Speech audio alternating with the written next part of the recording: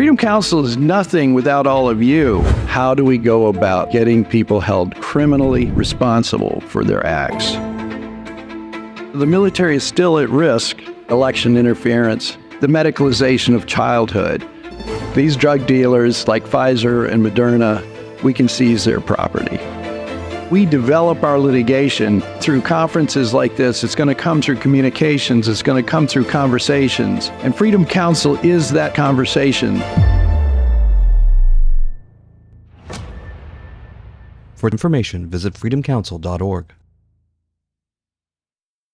I knew as early as February 2020 that I needed to do something. I recognized that there was a systematic problem and that this was not about hydroxychloroquine, it was something larger. Fear shut the world down, and people made a lot of money at it as they were killing us. I was asked to speak at a freedom rally that was set up to discredit my reputation. Whoever orchestrated this must not have the safety of this nation in mind. Medicine and politics should be separated. These doctors were handcuffed. The American public has awakened. We have a new civil rights movement to restore our rights, and we're going to hold them accountable. It is a natural progression of a man of God or woman of character to see injustice, to seek it out, and then to act upon it. Do you hear me? We will never lock down again. This is the hill we die on. Don't miss New American Heroes with attorney Warner Mendenhall and John Davidson, Mondays on BrokenTruth.tv. You just have to flood a country's public square with enough raw sewage. And if anybody is lying here, Senator, it is you. Once they lose trust in their leaders, in mainstream media, in political institutions, in each other, in the possibility of truth, the game's won.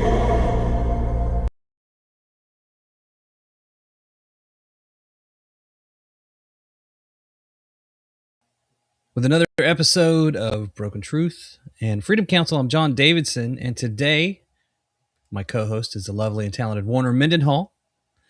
Welcome, Warner. Hey. And our guest today is Priscilla Roman, who works with Graith, a patient advocacy group that is helping Warner right now through his time. I guess this is our first show since you've come out of the closet, Warner. Right. You want to give everybody a quick rundown and update? Well, yes, certainly. I literally was on death's door in December and got diagnosed with a stage 4C colon cancer that had spread to my peritoneum. So I have multiple tumors across my abdomen right now. And, I was really in bad shape. I could barely function.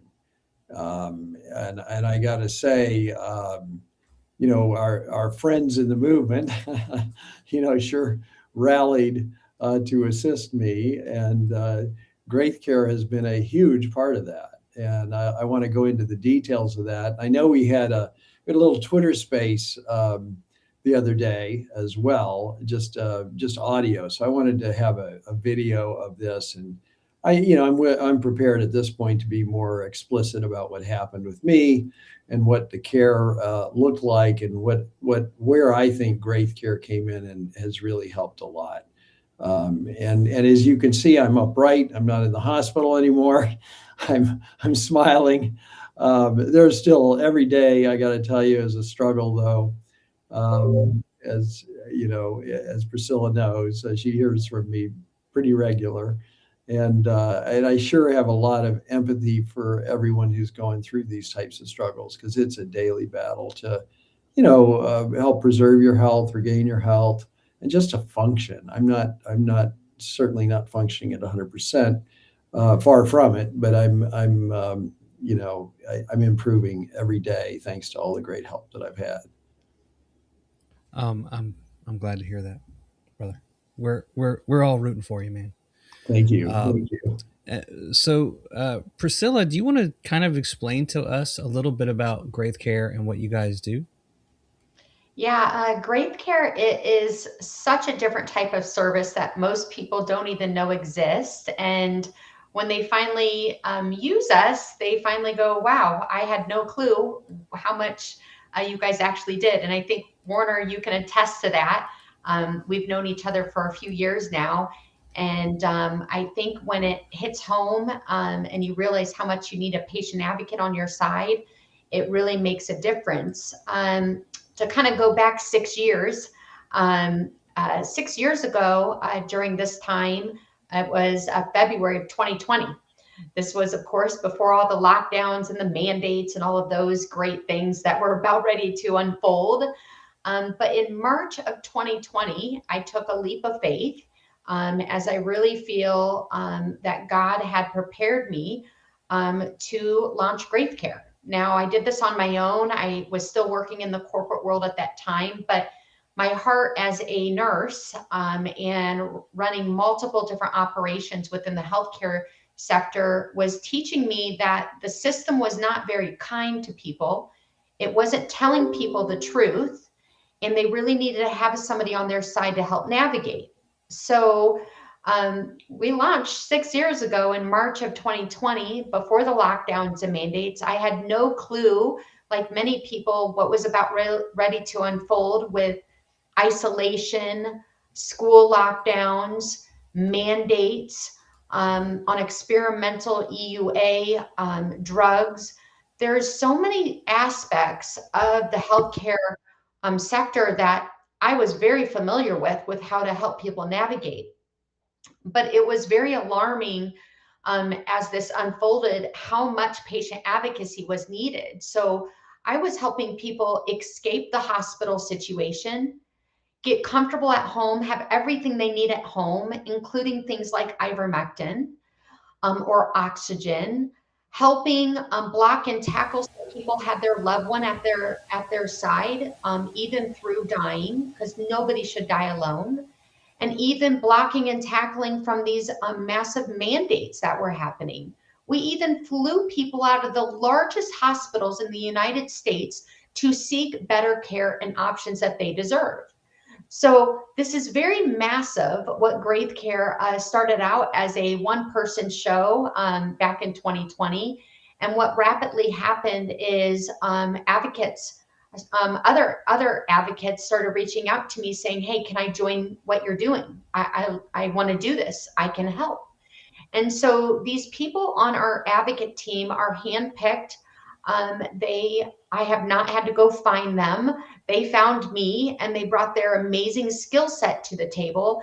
And we are able to help people with all sorts of different problems within the healthcare system, from labor and delivery needs to home needs, nursing home needs, even teeing up legal cases to great attorneys. Cancer, as many of you now know, with the work we're doing to help Warner. But what's the key here, I want to just kind of break this down. It's kind of like when your car needs maintenance or it starts to break down. You want to go talk to a mechanic that really understands what's underneath the hood and can really help you figure out what the root cause is, not feel like you're getting screwed over, that they're really telling you the truth. And you want to go to a mechanic that you believe in, that's going to take good care of you. Well, that's what Graith Care does. We are your go-to for healthcare needs. And what happens every single day is people call us from all around the world, because we have clients in all 50 states and over 30 plus countries right now. And they call us saying, I need help because I have cancer and I'm not for sure where to start. Or my loved one's in the hospital and they are not listening to us. They are not helping us. Insurance is denying us. Whatever it might be, they call our number, we listen to their story, and then we match them to the right fit advocate on our team, whether it's one of our specialty advocates like Dr. Silva, who Warner has gotten to meet now, or one of our critical care advocates like Kim. And we match you with that advocate because we want it to not only be a great experience, but our advocates, if it's the right skill set for that need, we can make things happen very, very quickly and intently, especially in crisis. So that's kind of the small summary of what we're doing. It's quite massive. And I think Warner probably could describe it a little bit more, his own experience. Yeah, I think, I mean, there's many, many things that you guys have done for me. I mean, I'll try to highlight a couple of them. One is, I immediately needed medications. And frankly, the traditional healthcare system was moving very slow. I'm in the hospital. I had 2 sessions in an ER for 24 hours, waiting for care because I was in the severe pain and problems. And that was sort of a mess. You guys helped advocate in that a bit. And then medicine showed up at my door. I was able to get an online consultation and get medications that would be helpful to me much quicker than through the traditional system. They were dealing with symptoms, but not some of the core issues. I came out of the hospital on December 24th, and I had medication at my door on December 26th, by the way. So we started, at least getting something started then. The other thing that happened to me, I got severely dehydrated. I didn't even know you could have home infusions. I mean, first of all, you're not thinking that clearly. Let's back up a minute. I could hardly think. I could hardly I mean, you just can't think. You can't move. You're just out of it when you're in that kind of pain and problem. And I just said, I'm dehydrated. I don't know what to do. Immediately they said, well, you can have home hydration. And next thing I know, I'm getting hydrated at home. And that immediately, and I mean immediately, made me feel better. I was severely dehydrated. You get that hydration in you and some vitamins, boom, it revived me and allowed me to function. Another thing that I think has been important for me, even though we've done medical malpractice, I'm looking at medical records, I'm looking at all these numbers. There's a lot of numbers. There's a lot of testing. And it's helpful to have somebody like Kim Hall who is helping me understand those numbers, understand the direction of those numbers, what they're telling me, like, where's my iron? Where's my sugar levels? Where everything you can imagine, the CBC panels. And I just, especially again, when you're kind of out of it, you're not remembering what all the little acronyms and little letters mean. I just need somebody to walk me through that verbally and tell me where I am and what we're concerned about. Additionally, even in terms of now let's go back to the traditional healthcare, Kim certainly helped move those appointments along, move them up, get me scanned more quickly, get me in more quickly, and get because I'm doing a kind of a hybrid system here, but to get the traditional therapies online as quickly as possible, even though it did take about 2 months to start the chemotherapy treatment that I'm on. So all of those things were very, very helpful to me. And then there's other things too, but there's a plethora of things that will help, different therapies that will help. Graith Care and their advocates know about all those. They'll figure out what's right for you. And I think one thing I do want to emphasize is that everything that I'm doing is being medically tracked, consulted with doctors, and that's really important because I know there's all kinds of things on the internet that, you can take this, that, and the other, it'll cure your cancer. Well, maybe, but it also has an impact on your liver, your kidney, and you better be tracking that stuff, and you better have a doctor or an advocate who's telling you what it's actually doing to your body. It's all chemicals, and they can be very dangerous in the wrong combinations. And in fact, some of the combinations, like vitamin C was interacting with one of the other chemicals that I was taking, I asked about vitamin C. They said, well, there's an interaction there. Don't do that on these days. So just simple stuff like that I don't know offhand.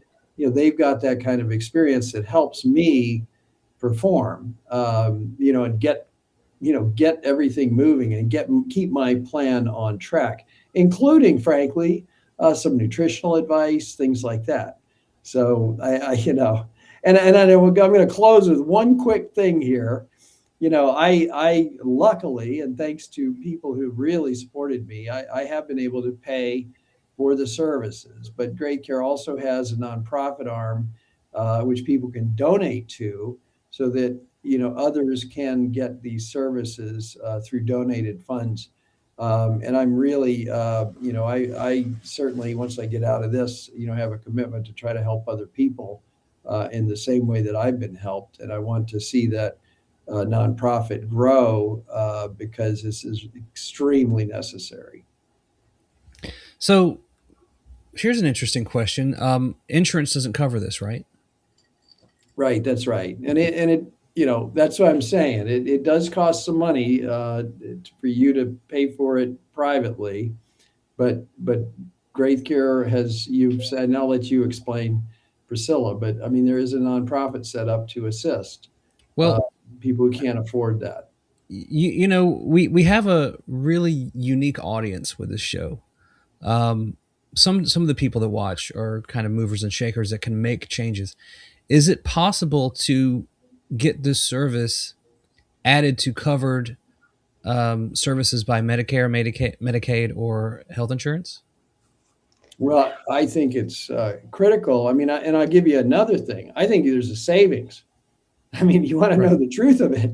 I would be in far worse shape, probably would have been under surgery, under the knife, costing the system hundreds of thousands of dollars had I not had an early intervention here. Yeah. The reality is that this upfront cost is saving me a lot of pain, suffering, and money in the longer term, and saving the insurance company as well, because I think you can hear from my voice. I feel like, I was on death's door, probably still am, but no, I definitely feel like I've been improving, and it's because of the rapid intervention and assistance that I've had to move things along. Well, okay, then what are the steps that need to be taken either by insurance companies or by the federal government to authorize Graith Care as a covered service? I can't say that I'm sure of that right now. I'd have to check, but I mean, it should be, healthcare, it should fall right under your healthcare bills. I agree. Yeah. I agree. We save insurance a lot of dollars by the work that we do, without a doubt. And I used to run my former corporate job. I ran 29 state Medicaid programs for waste, fraud, and abuse, and the 9/11 work comp victims. So I know all about how the system works in the back end. And I do believe the work that we're doing with Graith Care significantly helps these insurance programs work actually and function better for the quality outcomes of people, which is what we want. We want a system that's going to have results, not just checking boxes. And that's something we do really, really well. People also do use flexible spending accounts and HSAs to pay for our services as well. That is an option. And then people do pay for our services out of pocket. And then, of course, we have the donated side as well. So people do apply for the donated advocacy time if they are in a financial hardship. We have lots of moms, single moms and dads, veterans, seniors that can barely scrape by. And we've even gotten people with vaccine injuries, helped them so much that they're back to work. So there's a lot of great things that we're able to do as an advocate team, because we're able to do things outside the box, really tackle things outside of these policies that can really strap people in the corporate world. We believe in medical freedom. We believe there's a way we can do this. And that's why we have a team of experts. So it's fun. This is the best type of nursing that I signed up for a long time ago. And I love being able to help people. It makes a full difference in my life, seeing those successes. Now, are you able to go on site at times? Yeah. Yep. We go on site. We have advocates all over the country. If I can't personally go on site, we know how to pull people in to do that. That's what we did during COVID. We had to pull that arm with certain people getting into the hospitals to do certain levels of work with ethics meetings and so forth. So very unique with how we work. Not everybody can be an advocate. I just want to point this out there. There's a lot of people that think they can be an advocate in the healthcare sector. They don't have the experience and breadth, because we need to be very safe and measured with how we're approaching and navigating people's health and wellness, especially when you're looking at dire situations. This isn't just about throwing something to the wall and seeing if it sticks. This is about somebody's life.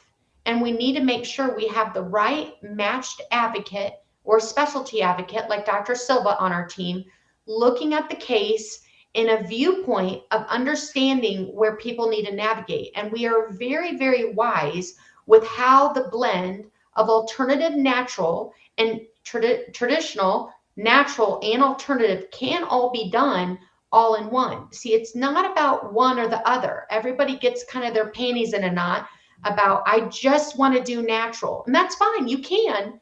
But what's very wise is to make sure you have a second set of eyes look at your situation and provide you safe advice as to how to navigate. Because what I know as a nurse, I can tell you that natural options can sometimes take longer to take effect than doing a blended approach in a very serious situation, such as a stage 4 cancer patient. Right. The stage 4 is not something that you mess around with. And we might need to pull the trigger on traditional options just to stagnate what's currently going on in the body. So we need somebody that understands both of those worlds and who can blend them properly. And that's why, Warner, you have the best of the best on your team, Dr. Silva and Kim, because they do know the proper blend and they know the urgency that is needed in scenarios like yours. Well, no, and I really feel like, I don't want to go into the specific protocols that I'm on, but, certainly the vitamins and supplements that I went on immediately, I think they helped pull me back from the brink. The advice that we got allowed my body to begin to function again.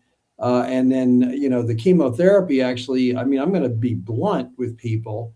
It worked. It's been good. It was very helpful to me. I could feel the impact of it. I know that these are dangerous drugs and they can have all kinds of neurological effects, but my God, anything to get my bowels working properly, to be blunt, and to, start, suppressing that tumor, the tumors that are down there is just critical. And I think that, by getting on some processes immediately, like I said, I think it saved me a surgery. And then not a good surgery. I mean, a surgery that could have killed me. So, yep. I think I certainly credit y'all with that, and I can't say how much I appreciate the support. One of the advocates came and actually was with me when I was in one of the ER sessions, which I barely remember because I was so out of it. But I'm sitting in an ER for 24 hours, and I had to do that twice. But yeah, it was nice to have her come up and join me there. Now, hospitals have their own advocates, right? Yeah, they do. Or advocates, I should probably say. Are the hospitals billing insurance companies for those advocates? Yeah, they work for the system. So what happened during COVID and has been happening for years before even COVID showed up, is hospital advocates have to abide by those policies and procedures dictated by the healthcare system. They are not going to also think outside the box because they are checking boxes. You don't want somebody that's just checking boxes. You need to know how to utilize those people in those spaces. But then you need to understand there's a strategy to successful outcomes in the healthcare system. That's why you need an advocate that understands both sides of the coin, especially medical freedom. And I don't like the word no. I like the words, let's figure it out. Well, I want to say something about the advocates. I mean, my insurance has an advocacy program as well. Guess who I can never get a hold of? They call. I'm like, oh, it's nice. They call. I'll call them back. There's no pickup of the phone. So whatever they do or would do, I don't know. They don't really, they don't pick up the phone. Now in the hospital itself, if I'm in the hospital, I'm not, I'm actually at that point, I was just not functioning well enough to even use the advocate at the hospital. I was just pretty much of a mess. Well, I would imagine that having an advocate that shows up when you're already in a bad situation with no knowledge of everything that you went through to get to that point is probably pretty useless. Yeah.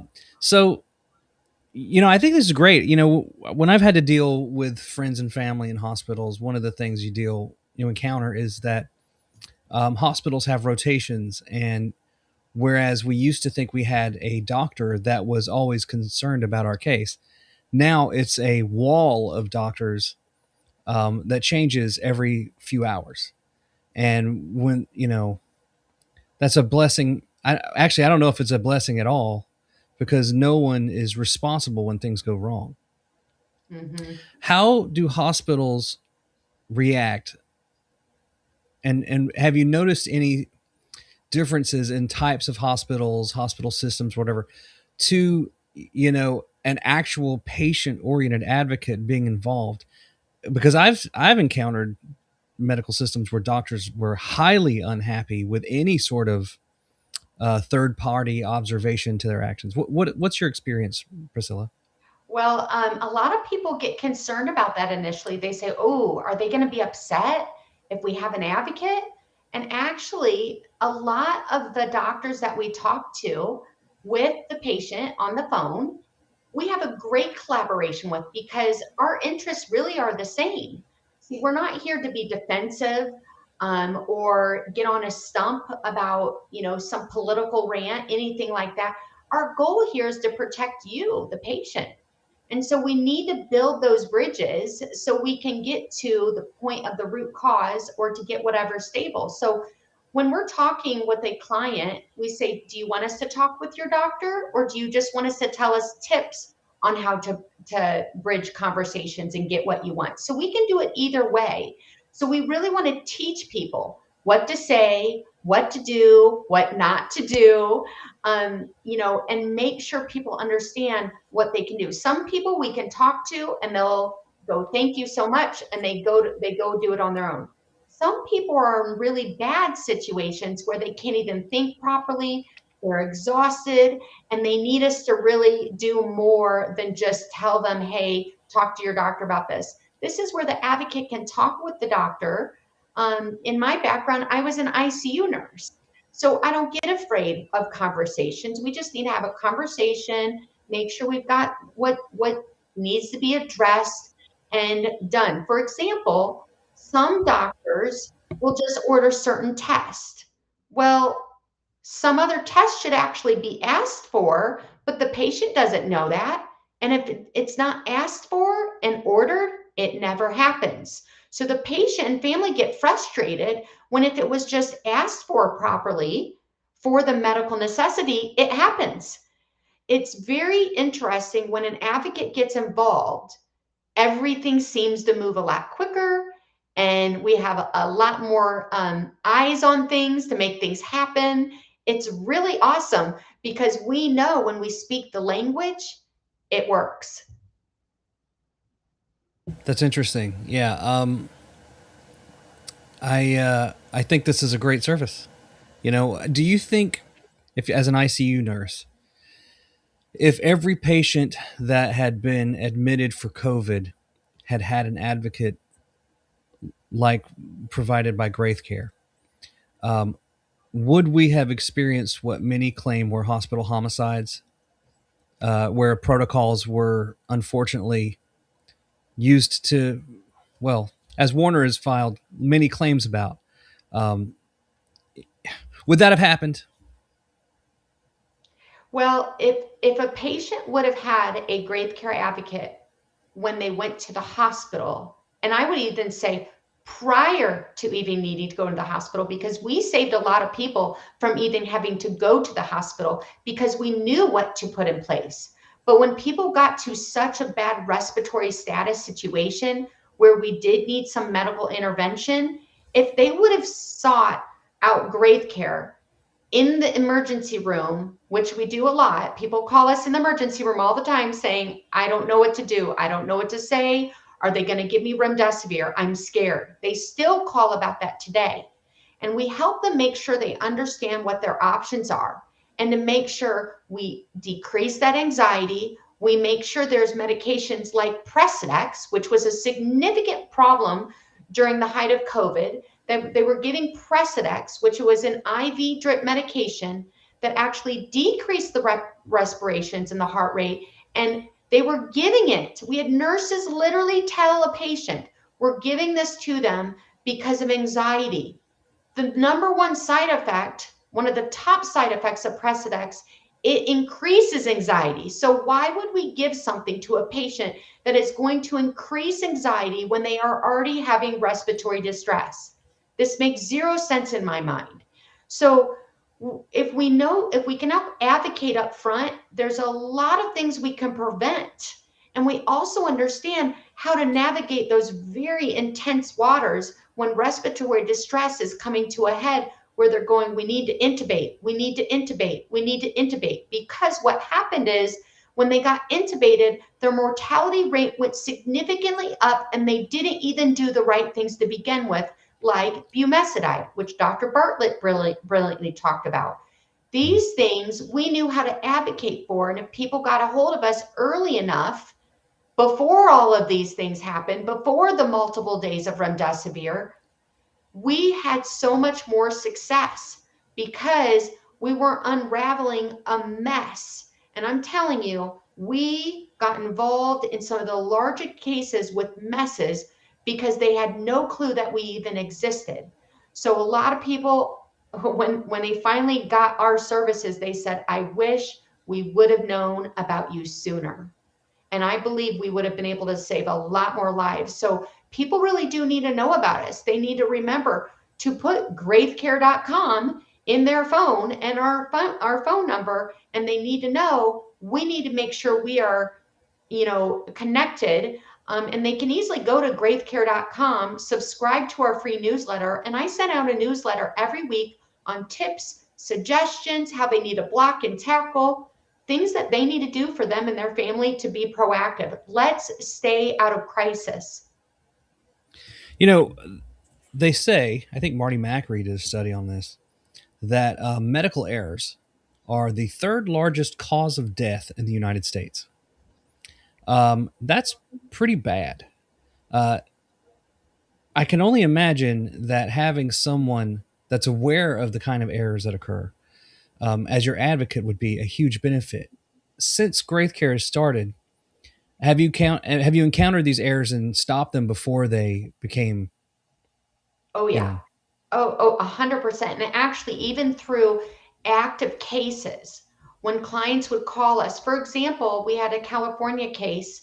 What happened? Her husband was in the hospital, and she called the advocate and said, I don't understand what happened. They're telling me he's getting worse, with that we need to do the ventilator. We said, whoa, wait a minute. He was doing just fine yesterday. What exactly happened? And what we realized happened through our very close questioning of the staff, it was what we call a sentinel event that happened. And they did not tell the wife what actually happened. They were scaring her into intubating her husband when actually the respiratory connection was not even connected. It was creating the situation. And if the advocate didn't ask those questions, that wife would never have known that it wasn't her husband that was actually declining. It was the care that actually made the issue decline. And this is where we need to be very, very smart with our words of what we're using with these people. And we need to hold them accountable. Even finding the best attorneys, which Warner and his group is the best. And we've even, said, hey, you need to go find a great attorney that can actually represent you, because what they did was wrong and either injured or killed them. Well, I want to weigh in on that a little bit. I mean, these cases, obviously, we tried the Shara case this past summer, and unfortunately, the jury found for the hospital in that case.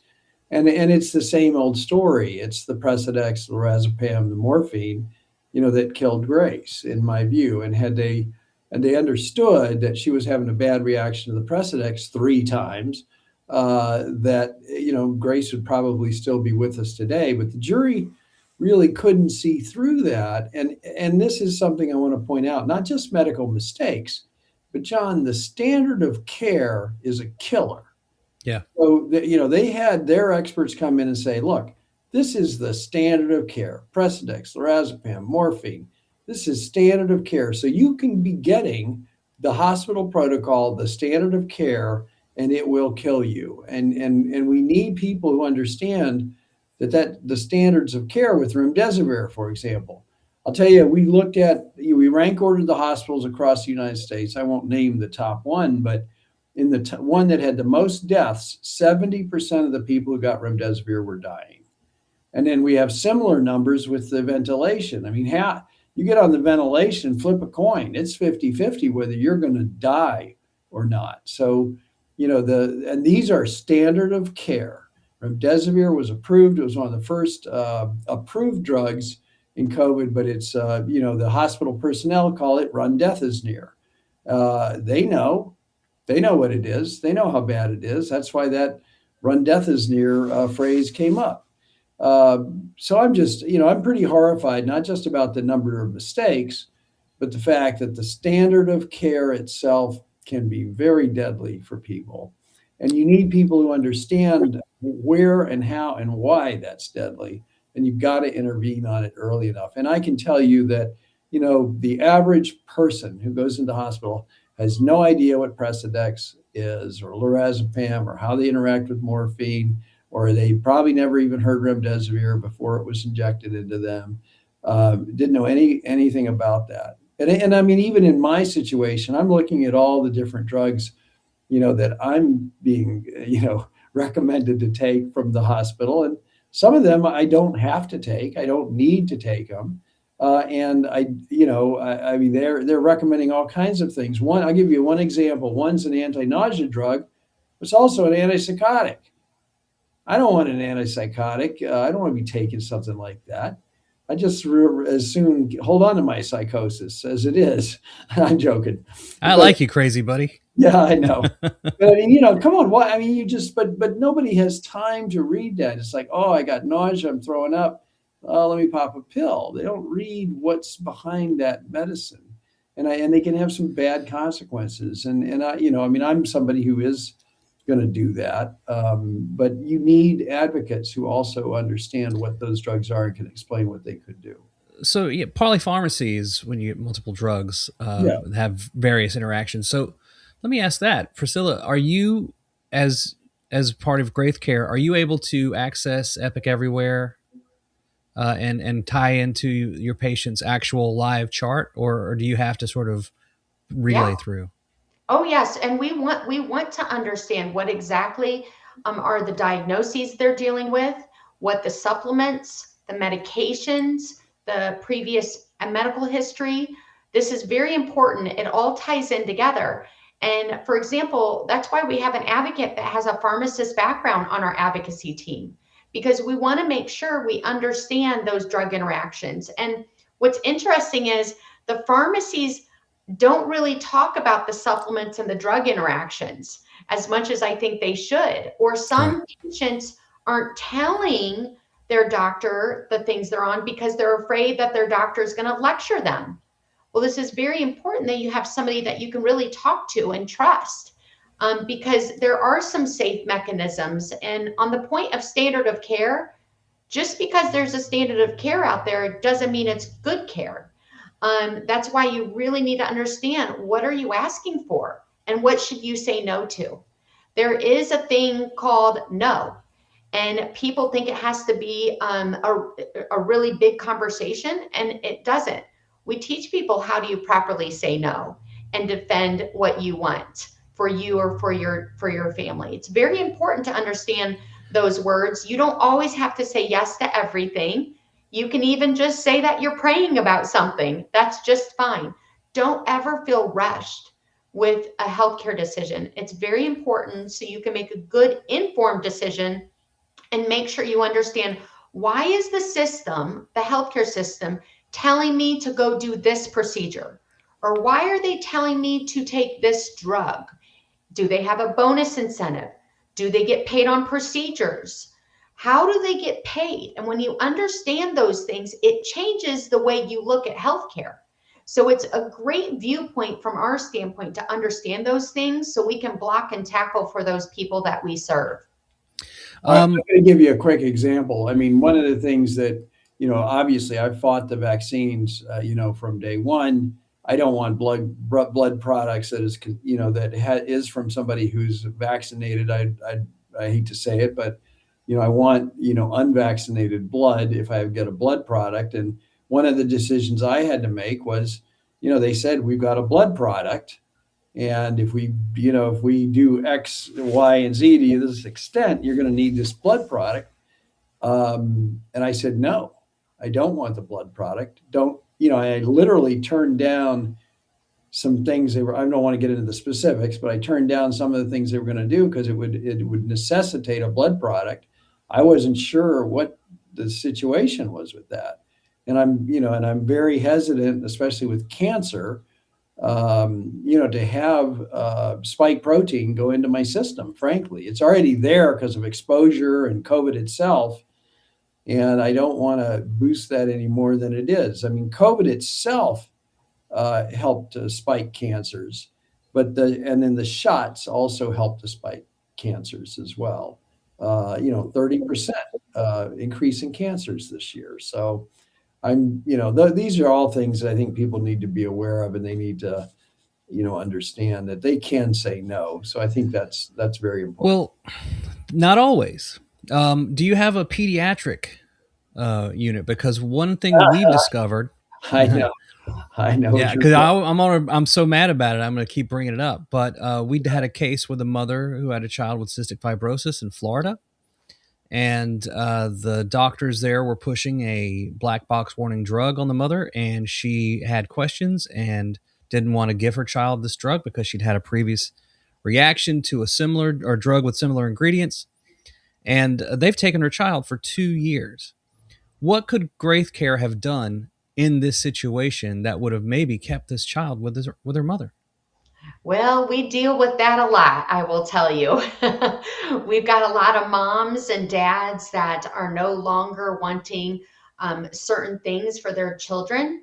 And they need to make sure they are being very wise with who they're taking their child to. There are some hospitals and doctors that I would never recommend somebody to go to because they do want to place parents under what's called non-compliant parents, documented electronic medical record, and it follows them forever. So what's very important, having an advocate to talk to about what are the things that you want for your children, even before you have children.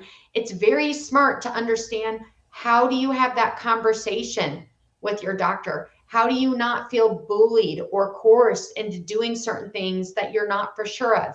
When you say no to something, how do you say no instead of looking like a non-compliant parent?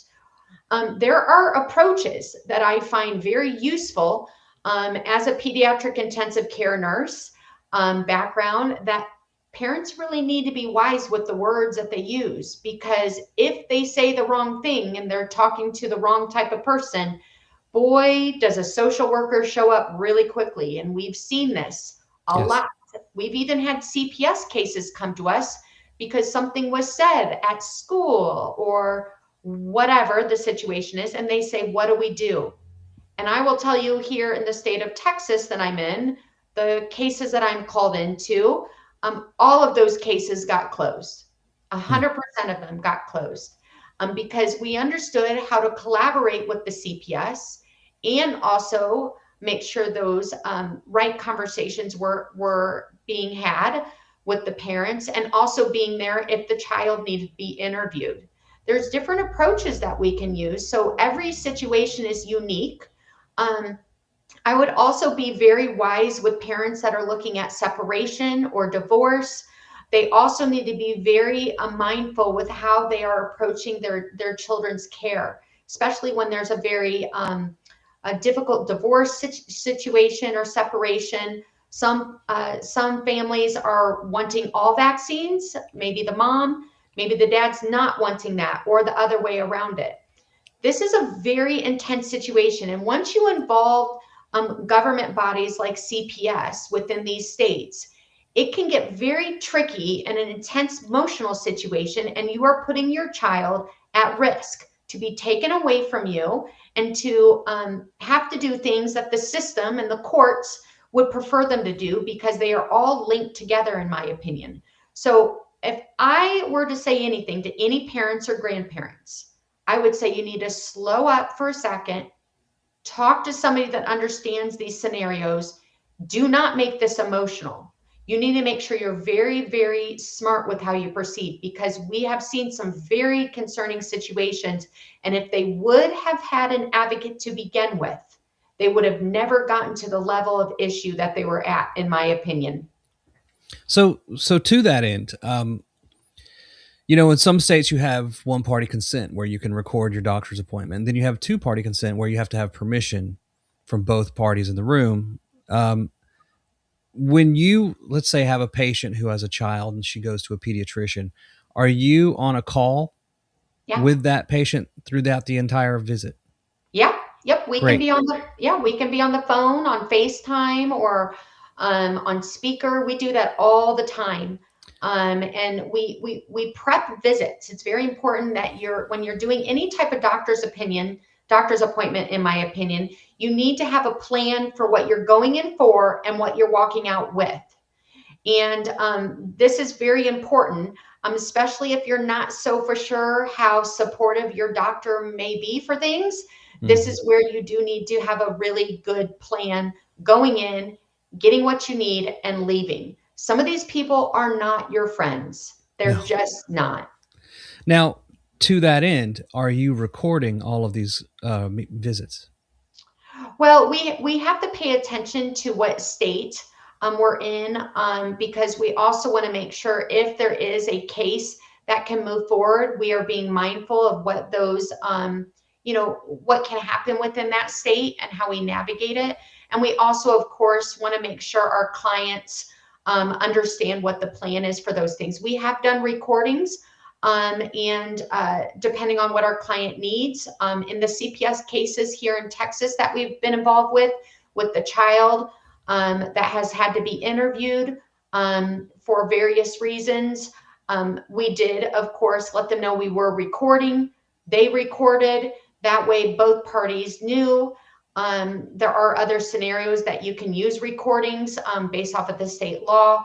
But we're not attorneys here at Graith Care, but we want to make sure that we're doing the right thing in case that client does need to move anything forward with getting with an attorney. So we're trying to be very smart with how we proceed in all angles.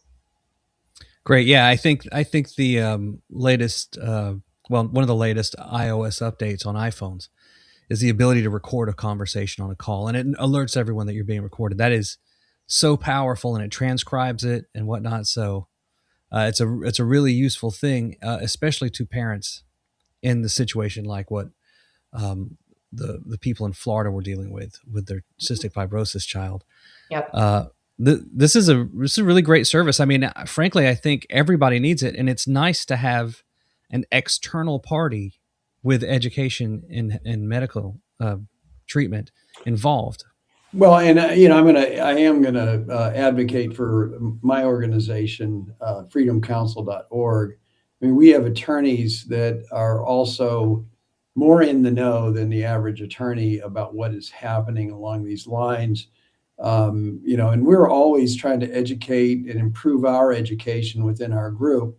There's about 300 attorneys in there nationwide.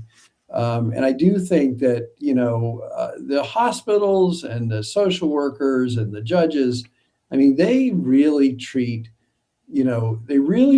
parents not as adults and as not as people who have common sense and can raise their children. They really infantilize the parents, and that really causes problems at every level of this. The parents know generally what's best for their children, but there is so much interference with that. I mean, obviously one of the major interferences is the vaccine issue, where, the hospitals and the doctors generally are pushing those vaccines, and sometimes you'll be thrown out of your pediatrician's office if you won't accept the vaccines. And sometimes you'll get reported to CPS if you won't give your children a vaccine. And then when you get in a divorce situation or separation and you got one parent on one side and the other, then a judge is making the decision. And my experience of the judges is most of them will just go with standard medical advice. They're not going to listen to somebody who says, hey, I read, all the contraindications on this vaccine. I don't want my child at risk. So informed consent is really being overlooked by judges, by hospitals, by child protective workers. This is a really good service. I want to make sure we get your website out there, so I'm going to put it on the screen. Let's say you have a parent that's coming up to an appointment and they want to hire you. Are they able to just bring you in temporarily for a single visit? Yep. Our services are super simple. What they're purchasing is advocacy time. There's 4 regular bundles of time, 1 hour, 2 hour, 4 hour, and 8 hours. There's a pricing tab there, breaks down all the pricing. Everything is very, very transparent online. If they need one of our specialty advocates, we can bring them on. If you go down a little bit more, you'll be able to see our specialty advocates. We've got Dr. Silva, who helps with integrative options for cancer. He's got a forensic med background. He's actually legal trained as well to review cases. Dr. Fogarty is our radiology hyperbaric specialty advocate. He can advise on even looking at second set of eyes for scans, which has been a brilliant. Dr. Jana Schmidt helps with people with natural fertility. You do not have to do all of the traditional stuff to get pregnant. Dr. Jana can help. Dr. Tenpenny, which many people know, she is providing an excellent service to really help one-on-one with people with vaccine injuries, want to know all the things she knows. And she, of course, shares all. She's amazing. And then Dr. Diana Wright, she actually killed her ovarian cancer that had metastasized in 2012. And she's got a naturopathy background, and she helps people at all those levels. And then the services below breaks down all the different types of advocacy that we do. We have tons of advocacy services there that we're helping people bridge the gap. We've got our advocates there. We do the matching for people. So when they call us having a need, we do the matchmaking. So that way you get fit with the right advocate. We've got a lot of information and testimonials. So when people come, they can book a call right off of the website. It's a free intake call. So if you just want to learn, book a free intake call. That will get you with our intake team. You can learn about how our services will work for you. And what's really special about our services is our services that you're purchasing time for, you don't have to use all of your time at one session, at one phone call. We have people that have bank time on their case from 2022 still remaining on their account, and they only talk to their advocate as they have needs for them and their family. And these are family accounts. We have families with up to 20 people on one account that use the time. So this is very unique services. We don't mandate how quickly you use your time. Your time does not expire. This is a journey that we really want to be here for people. So it's super amazing because we've been able to bridge that gap and give people the options that they deserve. Yeah, I think it's amazing because one of the things you deal with when you're aware of the system is you don't know where to go when you get sick. If you go in the ER, you're playing Russian roulette. So it is nice to know that there is a service that you could call where you could get backup when you need it the most. Because a hospital environment, what do they call it? White lab coat syndrome or something like that, where you get a little panicked and you make emergency decisions under stress and fear. That's not a good way to practice health. Yeah. As a patient. So this is great. I think we're coming up on about an hour. Is there anything you'd like to add? No, with Freedom Counsel and the work that they do, we are so glad there's an amazing group of attorneys that we believe in. And I know the level of caring that Warner has done for people when I've sent in people over the years. the compassion from an attorney perspective has been so nice to have somebody to go to. The attorney world can be very scary for people. So I'm just thankful that there's a group that does believe in medical freedom, that does want to dig and be that level of support, because like I tell people, I am not an attorney. I don't want to deal with attorneys. I want somebody else to do that work. We will just do what we do best. But it's great to partner with amazing people and all the medical freedom docs. I'm so thankful for them standing up for freedom. I do believe that another pandemic is what would be really nice and beneficial to the system, because it made them a lot of money.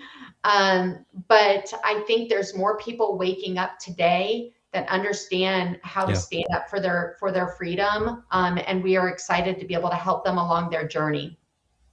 Well, thank you so much for what you do, Priscilla. And I hope that Graith Care grows and becomes ubiquitous with health, so that, we're not held hostage to systems that don't always have our best interests at heart.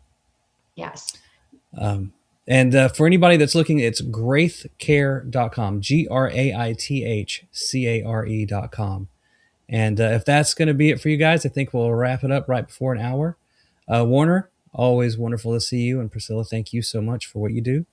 We'll put everything in the below comments. I just want to say thank you for what you've done for me.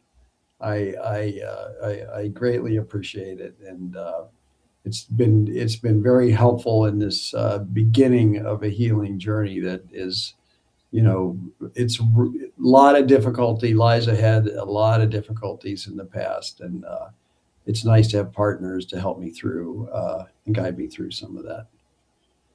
Yeah, you've been great. Hey, you've engaged in your own healthcare, and that's what I want everybody to do. Engage in your own healthcare. Make that action plan. But you've been brilliant. I mean, you have really tackled this to a level that I wish everybody would. And I'm just excited for you and your progress.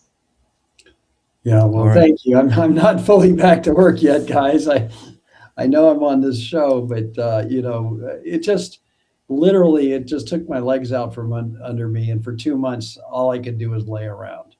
And now I'm just starting to have a few hours a day. I can get some work in or do interviews or whatever. It's nice to have at least some space to do that in. I just feel like everything, it's just a horrible diagnosis to hear, I guess. But I'm very hopeful about it. Whatever God has in store for me, I'm ready for it. But I would like to stay around this earth a while longer if I can. I got kids and grandkids, so I'd like to enjoy them a little bit more. But I just can't thank you enough. And this model is so important. I wish everyone who is going through these very difficult times, whether it's vaccine injury, cancer, other illnesses, had advocates to help them, because I get it. Well, let's work on what it will take to get this covered by insurance and Medicare and Medicaid. I agree with you. I want that so bad, because that would help so many more people. And we have clients in all 50 states right now, in over 30 plus countries. So we are worldwide. And I will tell you, from 2024 to 2025, we over doubled the work that we're doing. So our team is growing. People do know us. And they come back all the time to get more help, because the healthcare system is very frustrating to people. So don't give up hope. Just call Graith Care. We'll be glad to help anybody. Well, close out with your nonprofit too, so people can give to help others. Yeah, it's on the website at the very top. There is a donate button, and there's where people can donate monthly. They can do a one-time donation. We have amazing people that have donated, and all of these donations go right to paying for the advocates' help. And if you look at some of these cases on here, we have helped these people with donated advocacy time. I mean, it's the most amazing mission that we can be able to do, is to help somebody in need. That case on the bottom with the mom and the baby, we got this mom a heart surgery for her baby in the state of California that was a bloodless heart surgery for 2 heart defects.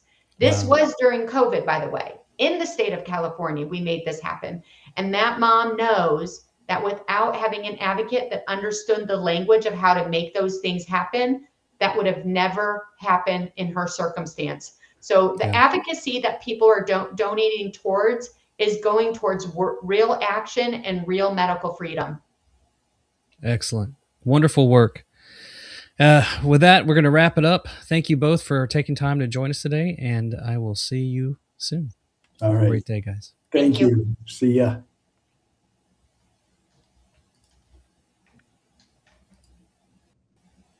I believe in the Constitution. I believe that one case, the right case, can change the world. If you believe this too, Freedom Counsel is for you. Pursuing a major case can be overwhelming, but we provide a community of practice so that you have the resources available to support your case. My name is Warner Mendenhall, and we are Freedom Counsel. Join Freedom Counsel today. freedomcounsel.org.